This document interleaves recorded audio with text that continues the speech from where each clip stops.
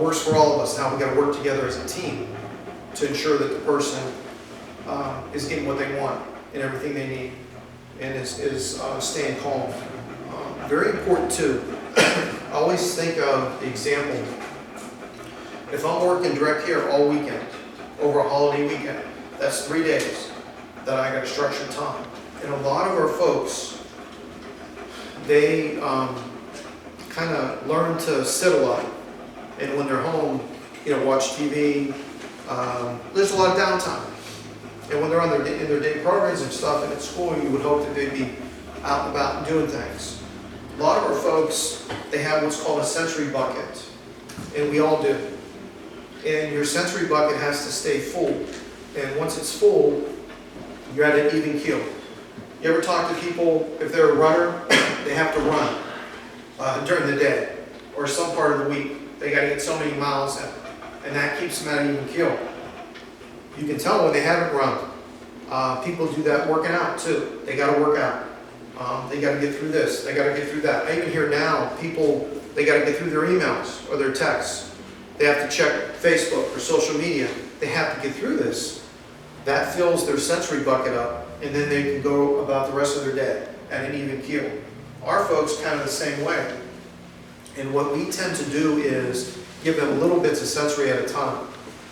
And it fills the bucket up, but then it dumps out really quickly. How we can fill for long periods of time and keep people at an even keel are more big muscle type exercises. Walking, going to the park, hiking. Things that entail somebody carrying things, taking them shopping. Think about a shopping trip, how many different things you can do. Helping carry the bags, load and unloading the van. Those type of things will keep somebody at an even keel and fill that sensory bucket up. Very important to do. These are good proactive strategies to use with people to make sure that they're having a good day. So keep that in mind. Every day you go into, there's a strategy, and you can get together and talk about it, and it's going to have a positive effect on folks. Okay, so how would we do that with someone that he understands, but he hardly talks?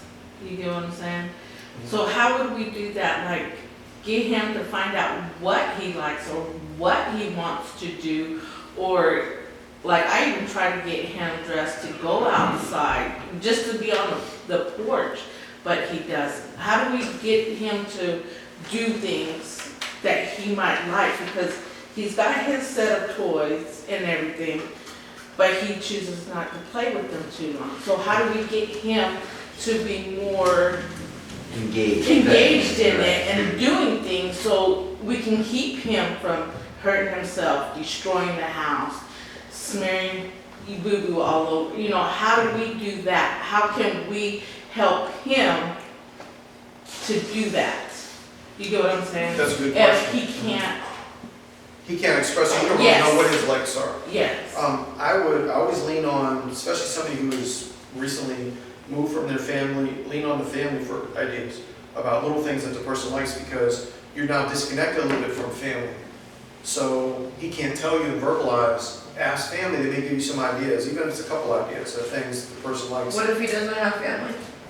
Well, even if he doesn't, and if you don't have somebody like that, to me, you take the person out and allow them to experience new things, and then you're going to see right off whether they like or dislike things. Perfect example, I know in the area where I live, there's this adaptive playground, and it's specially designed for kids and adults with disabilities. And it's really neat because it's a protected playground. It's all padded, but it's outside, and it has all kinds of different activities, and they're distanced. So if you're over here in an activity, if somebody's next to you, you don't even, there's like natural barriers so they don't bother you. There's a lot of handheld things. There's bigger things. They have things like a jet spray, a little bit of mist. They have some aromatherapy going on. You can spend all day there, like for a couple hours, and it's an exploring type place. And then you got to pay attention. He really liked that. He kept picking up this thing over here. Maybe he was trying to put it in his mouth, but he saw it wasn't a teething thing. But he liked to manipulate it. You know, watch what the person picks up. You know, there's so many sensory type things that you can buy. Because, you know, the weather's bad, you can't always go out. You need stuff in the house, right, to help with the person. But if they don't go to a place like that and find out all these different things, there's no way of knowing what they like. You know, also the school. You know, the school will tell you different things that the person like. They've known them for maybe a long time. They have different adaptive sensory type things that could help the person. There's a place you could get some ideas. But that exploration is very important. Take the person out in a non-threatening place where they can explore. Even in a park, you'd be amazed. I work with a young man. He would always pick up flowers and leaves or whatever was out there for the season. And the staff would always tell him, put it down. You're not bringing it in the van. Well, we started allowing him to bring the stuff home. And we saw that he would bring like leaves home and stuff, and he wanted to do something with them. Well, we found out he really liked crafts and different things like that. Whatever he brought from the outside, he wanted to make. So we would glue it to big pieces of paper, and he would color around it, and we'd make pictures. And that could be hours of activity that the person was really engaged in. Could be the same thing for flowers and the colors and different things. The smells that are outside, you can pick some of that, you know, daisies, flowers, and different things, and bring that back home. And that conjures up good memories for the person. But it is hard when somebody's nonverbal. You don't know what they like. So you got to get out there and help them to experience it.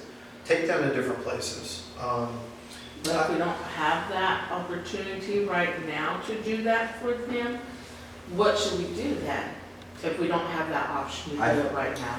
Can I comment? I think as providers, and as supervisors, I think we can do a better job of providing things that might interest them and bringing them to the home or creating more opportunities. So don't you think that we could maybe assist in developing some new skills for him to engage with?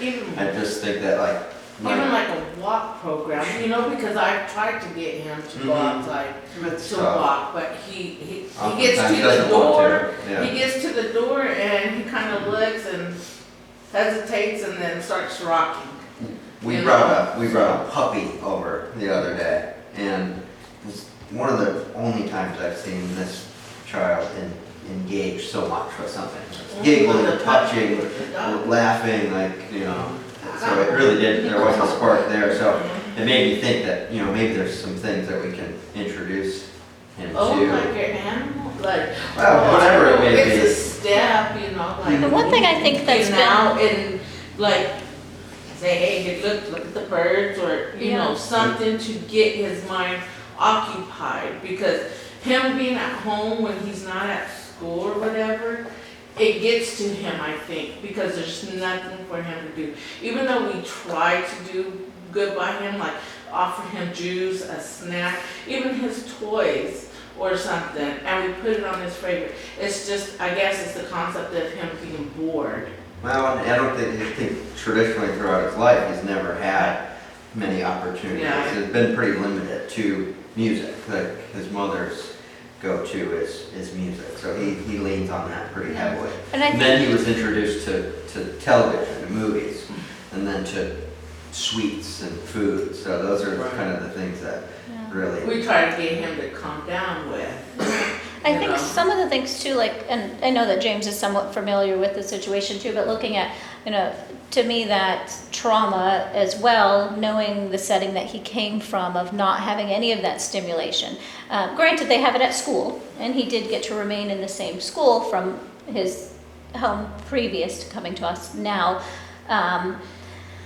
The other issue I see is, let alone that stimulation of even the lights and sounds and so many things like that were so drastically different between our setting and where he had been at home with really, just almost darkness. And I mean that darkness literally and figuratively.